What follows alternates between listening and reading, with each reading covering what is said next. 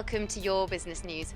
We're taking advantage of the blue skies this week to bring you a special edition of YB News from the roof garden at the Cotton Exchange ahead of the March MYOB monthly meeting.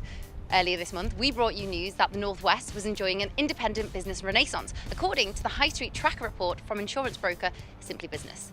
Today's event, brought to you by the team behind YB News, focuses on the landscape for independent businesses in Liverpool and is set to bring together leading representatives of the city's business community, keen to join the discussion. We caught up with all of today's panellists to quiz them ahead of the event. I think an awful lot of the businesses that I've worked with have never ever given any thought to their finances. So they look for some startup funding, they think that's the answer, then kind of ignore what happens with the money after that and really take their eye off the ball. And so many businesses will say to me, finance terrifies me, it really scares me. You know what, go and find someone that really loves finance then, don't let it mess your business up. We deal with a lot of small to medium-sized businesses. They're not perhaps at the size where they have massive advisors behind them to give them excellent advice all along the way. The type of things that crop up is having the right people. You can't do everything yourself, and if you haven't got the right team around you, then get some people in to help you. Liverpool's got a fantastic history of really leading the way, and I think in the past 100 years it might have seen a bit of decline from what it once was, but the rise of the independence now seems to be giving it back its own identity. The other thing that I would always say is seek advice early, and I can't stress that enough. You must seek advice early. If you think your business is in distress, then get some help, either from your accountant or your lawyer, or dare I say it, a corporate recovery expert like myself. The sooner I can get into businesses and help them, the sooner we can actually put a rescue plan together and move it forward.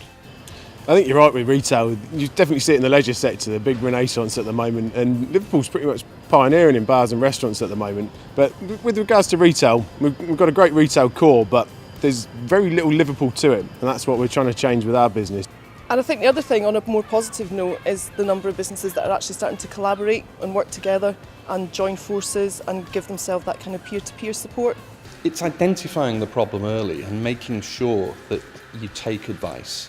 And once you've taken advice, implementing a plan so that you actually move it forward.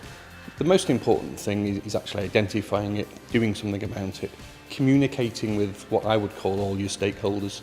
We want the local community to tap into a market that's not emerging, it's not a risk, it's there to be had, and we want to make sure that when people come to Liverpool, they see something about Liverpool.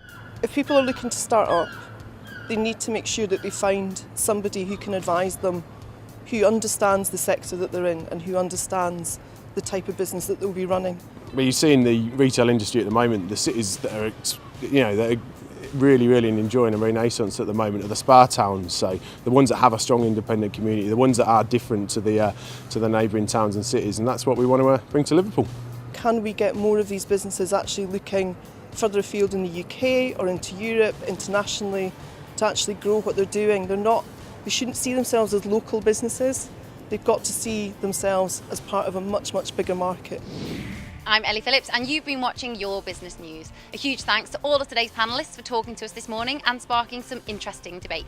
Don't forget to keep your eyes peeled for the MYOB April meeting. For more information on that, head to ybnews.co.uk.